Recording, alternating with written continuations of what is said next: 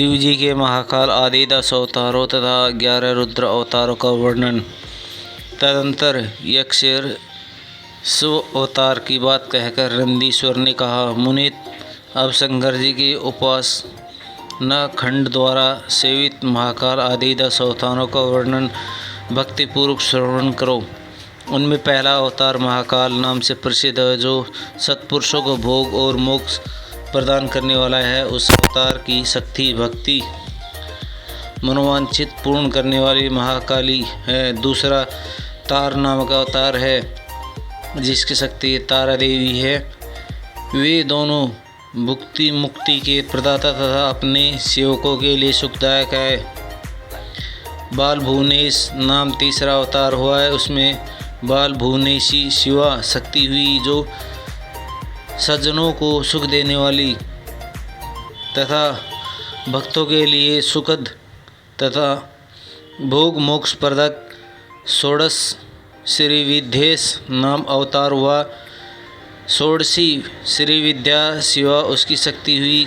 पांचवा अवतार भैरव नाम से प्रसिद्ध हुआ, जो सर्वदा भक्तों की कामनाओं को पूर्ण करने वाला है। इस अवतार की शक्ति नाम है भैरवी। गिरिजा, जो अपने उपासकों की अभिष्टा दायिनी है। छठा शिव अवतार छिन्न मस्तक नाम से कहा जाता है और भक्त कामदा प्रदा गिरिराजा नाम छिन्नमस्ता संपूर्ण मनोरथों के दाता शंभु का सातवां अवतार धूमवान नाम से प्रसिद्ध हुआ। उस अवतार में श्रेष्ठ उपासकों की लालसा पूर्ण करने वाली शिवा धूमावती हुई। शिव जी के आठवां सुखदायक अवतार बगलामुख है। उसकी शक्ति महा आनंदायनी बगलामुखी नाम से विख्यात हुई। नवा अवतार मतंग नाम से कहा जाता है। उस समय संपूर्ण अभिलाषाओं पूर्ण करने वाली श्रवणी मतंगी हुई। शंभु के मुक्ति रूप फल प्रदान करने वाले 10वें अवतार का नाम कमल है, जिसमें अपने भक्तों का सर्वथा पालन करने वाली गिरिजा कमला कहलाई। यही शिव जी के 10 अवतार हैं। सब भक्तों तथा सत्पुरुषों के लिए सुखदायक तथा भोग मोक्ष के प्रदाता है। जो लोग महात्मा शंकर के इन 10 अवतारों की निर्विकार भाव से सेवा करते हैं, उन्हें ये नित्य नाम प्रकार सुख देने रहते हैं। मुने, इस प्रकार मैंने 10 अवतार का महामात्य वर्णन कर दिया है। तंत्र शास्त्रों में तो यह सर्व काम प्रदा बताया गया है। मुनि, इन शक्तियों की उद्धत महिमा है। तंत्र आदि शास्त्रों इस महिमा का सर्व काम प्रद्रूप वर्णन किया गया है। इनके दुष्टों का दंड देने वाली परम तेज की रूप स्वरूप वृद्धि करने वाली। इस प्रकार मैंने तुमसे महेश के महान महाकाल आदि 10 शुभ अवतारों का शक्ति सहित वर्णन कर दिया है। जो मनुष्य समस्त शिव पर्वों के अवसर पर इस परम पावन कथा का भक्तिपूर्वक पाठ करता है, वह इस शिव जी की परम प्यार हो जाता है।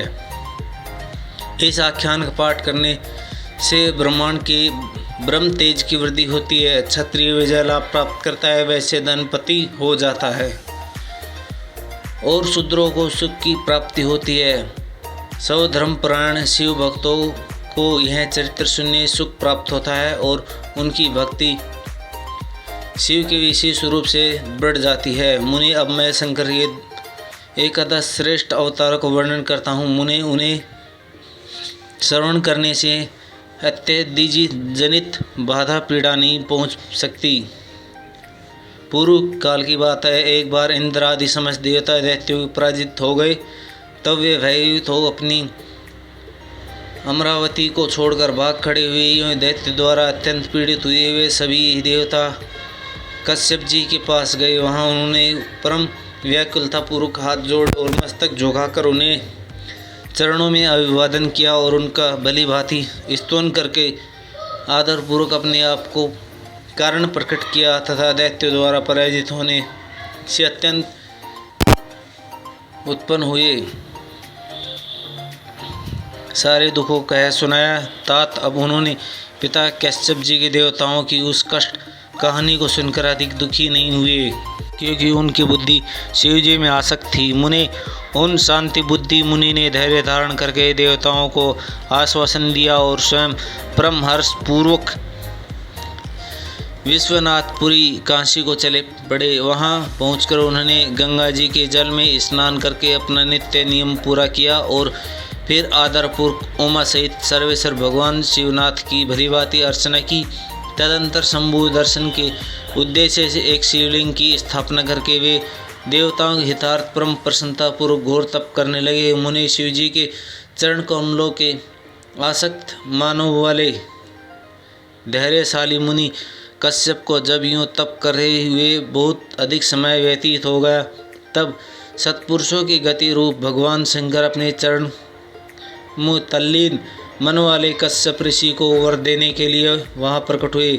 भक्तवत्सल्य महेश्वर परम प्रसन्न तो थे ही, अतः वे अपने भक्त मुनीश्वर कश्यप को बोले, वर मांगो। यूँ महेश्वर को देखते हुए प्रसन्न बुद्धि वाले देवताओं के पिता कश्यप जी हर्षमगन हो गए और हाथ जोड़कर उनसे चरण कमलों को मस्तक करते स्तुति करते हुए बोले, मैं महेश्वर सदा आपका शरणागत हूँ। स्वामिन, देवताओं को दुख विनाश करके मेरी अभिलाषा पूर्ण कीजिए।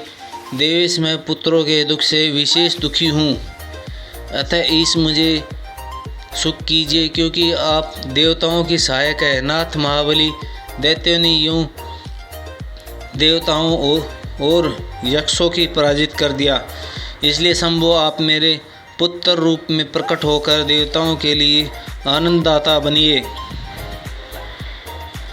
नंदीश्वर जी कहते हैं, मुने कश्यप जी के ऐसा कहने पर सर्वेश्वर भगवान शंकर उनमें यथोक्ति ऐसा ही होगा यूँ कहकर उनके वही अंतर्ध्यान हो गए।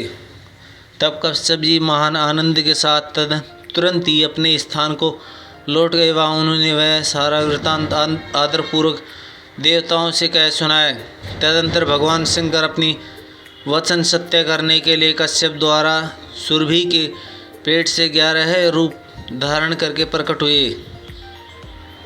उस समय महान उत्सव मनाया गया, सारा जगत शिवमय हो गया। कश्यप मुनि के साथ सभी देवता हर्ष विभोर हो गए। उनके नाम रखे गए कपाली, पिंगल, भीम, विरूपाक्षी, विलोहित, शास्ता, अजपात, अहिर, धनुय, शंभु, चंड तथा भव, ये 11 रुद्र सुरभि के पुत्र कहलाए। ये सुख के आश्वस्थन है तथा देवताओं कार्य सिद्धि के लिए शिवजी के रूप से उत्पन्न हुए। ये कश्यप नंदन वीरवर रुद्र महान बल पराक्रम संपन्न थे। उन्होंने संग्राम में देवताओं की सहायता करने के लिए दैत्यों को संहार कर डाला।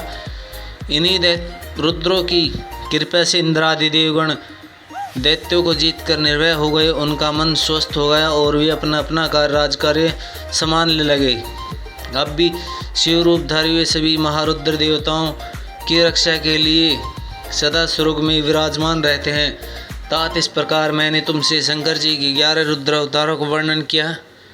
ये सभी समस्त लोकों के लिए सुखदायक यह निर्मल आख्यान संपूर्ण पापों का विनाश, धन, यश और आयु का प्रदाता है तथा संपूर्ण मनोरथों को पूर्ण करने वाला है।